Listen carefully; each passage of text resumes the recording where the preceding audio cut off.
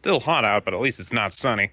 Part 3 of the Firebird project, and there are a few things I want to get done this time around, like the oil change that I didn't get to last time, and a coolant reservoir cleaning. But before I can do that, I got a mess to clean up that I left from last time, so let's get on that.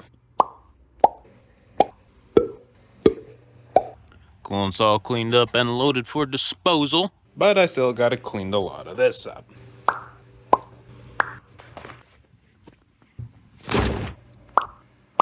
I don't actually know if there's anything special I need to do with these, or if I can just check them in the recycling, considering it's a refrigerant can. And look at that, I'm already missing a lug nut cap. This is why you clean up, people. I'll have to clean the floor up properly later once I get the car out of here. But with the place tidied up a little bit more, the next thing I want to do is at least start the oil change. So I've got my 14mm socket, and for whatever reason it's not a 13 or 15. Pop that off and just start spinning this out. Hopefully it doesn't spew on me. It spewed on me. Next thing to do is pump this oil filter off. See if I can do that without pliers. Now, somebody crank this on. Let's try this. Okay, I need 2 hands for this. Okay, somebody absolutely cranked this on. Baldwin filters, some sort of aftermarket. Now I can just spin it down a bit. Hope it starts drizzling some oil, because I want to keep this up. Never mind. There's no oil up there, so just let that sit and let the rest of it drain while I go do something else. The other thing I want to do is get this coolant reservoir out, which means I need to pull this battery out. Maybe the power steering reservoir as well, but I'll start with the battery, which looks fun because of this big stinking aftermarket wire here, and it's a side post battery.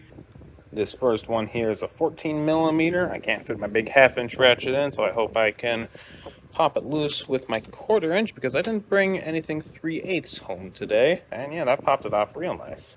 Oh, it looks like I'm spinning this big nut instead of whatever this is. So let's get an open end wrench and try to pop that loose. Got this rather sketchily propped up. Let's give it a turn. It is just moving the battery? What? Did this guy not tie it down? Popped it free so we can get this bolt out. This cable comes out of the way easy enough. And then this. And there's our positive out. I'm going to cover that with something. I did this in the wrong order. I should have done the -1 first so that the positive didn't have a risk of shorting on anything. But let's get this -1 off next. It's an 8mm. I think this is one of the normal terminals. Pops out easily enough. At least it's not broken. Negative terminal off. I don't think this battery is tied down at all, so that's the battery out. This thing is heavy. Now we can get a look down here, and oh my goodness, what in the world is going on here? This might be part of our coolant leak, if we have one. Yeah, this hold down wasn't applied at all. So next thing, get this battery tray out, and then get this tank out. The bolt down here is a 13mm. I think I'm lucky this didn't break. That was pretty well stuck on there. Spinning out the rest of the way. I think it's out. Yep, stuck to my socket. Very rusty. Is there anything else holding the battery tray down? Or is this part of the coolant reservoir? What the heck? I'm going to look this up. From what I could find, this tray here is part of the rest of this coolant reservoir. So the next thing I need to do is take my very old overkill set of pliers, drag this hose clamp over, or just drag the hose off. That works too. Get this out of the way. Make sure that this isn't attached to anything else, which it feels like it is. Maybe this goes all the way down too. I'll take a look. Let's get this hold down bolt off. I don't know if it actually does anything, but it's pretty tight. Made some nice cracking noises when it broke loose. Yep, there we go. And that does go pretty deep. So that was probably holding this reservoir in. So now, oh yeah, it's super loose. I need to get some stuff out of the way now, like this rag. Tuck this wire up there, tuck this wire back here. This wire is in the way. Power steering line. And this just kind of pulls up. And the tube is getting stuck, of course. Looks like I will have to loosen this power steering reservoir just to get enough room to get it around this AC line. Well done, GM.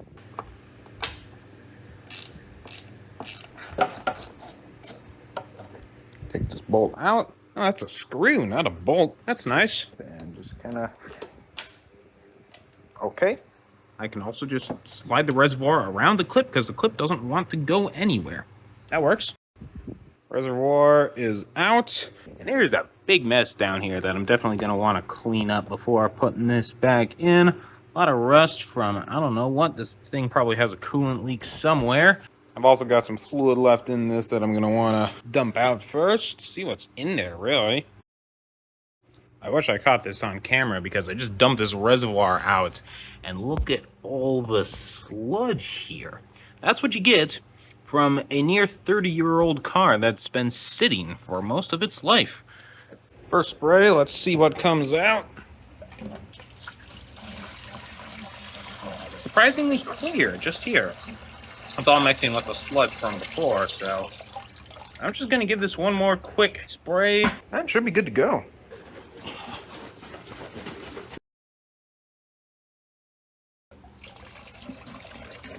Still awfully clear. I think that's good for now. Next thing to do is get all of this cleaned up, but for the sake of time and motivation, I'll be switching to voiceover for most of the rest of the video.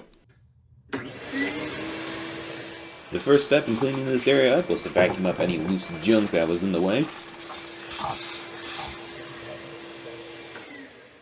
The next was to hit everything with a wire brush and get as much of the rust off as possible.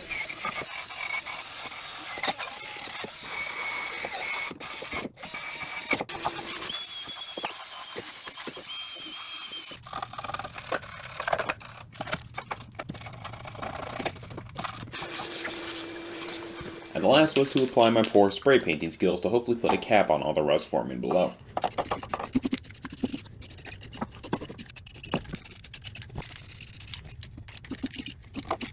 All in all, this wasn't an elegant job, but it should do something, and ultimately it's good enough for me. Off camera, I cleaned the coolant tank off as best as I could and went to install it when the paint was dry.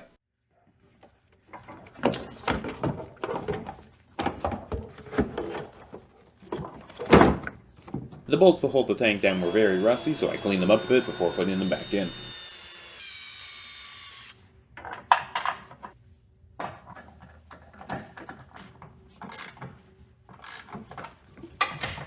With the tank and simultaneously the battery tray in, the next thing to do was install the battery and get everything around it buttoned up.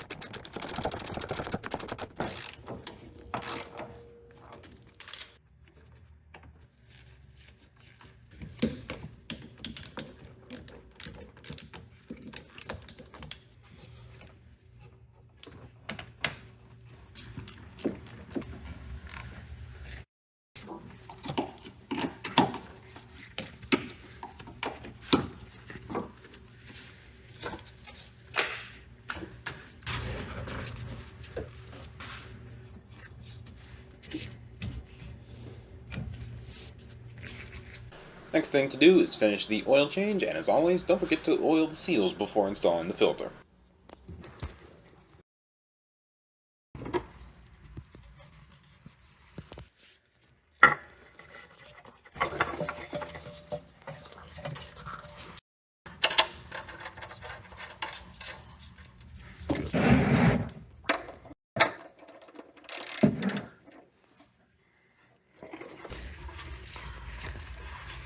For the oil, the owner's manual specifies either 5W30 or 10W30 depending on the temperatures it'll be driven in, so I went with 10 since I don't intend to drive this in the winter at all. The engine also takes exactly 5 quarts of oil, making one of these 5-quart jugs very convenient.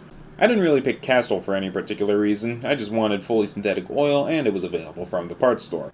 After all, it's all about the same as long as it meets the specs.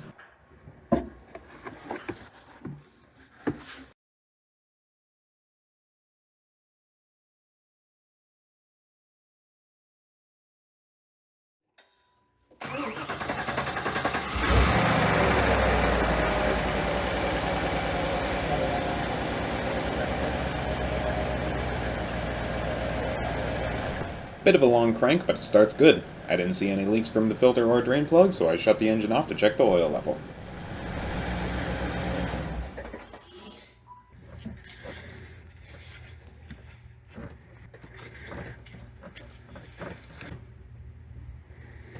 It doesn't show the best on camera, but the oil level is indeed good.